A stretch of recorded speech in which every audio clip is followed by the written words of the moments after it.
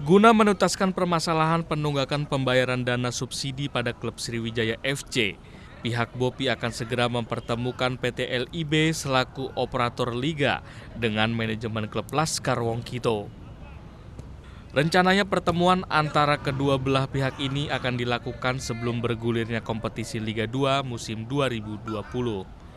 Terkait dengan hal ini, manajemen Sriwijaya FC berharap permasalahan ini tidak berlarut dan dapat segera diselesaikan. Selain itu harus ada kejelasan dari pihak PT LIB terkait dengan pelunasan sisa dana subsidi yang masih belum dibayarkan. Sudah ada respon dari BOPI, surat kita, insya Allah kita akan dipertemukan dengan PT LIB pada saat PT LIB minta surat rekomendasi di BOPI. Artinya bisa jadi juga kita juga kunci untuk mendapatkan rekomendasi PT LIB.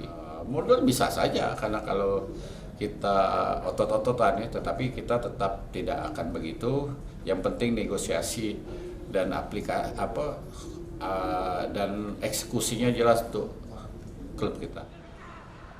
Pada bulan Januari kemarin, PT LIB sudah mencicil dana tunggakan sebesar 200 juta rupiah, sehingga total dana yang masih belum dibayarkan PT LIB kepada manajemen Sriwijaya FC kini mencapai angka 3,4 miliar rupiah.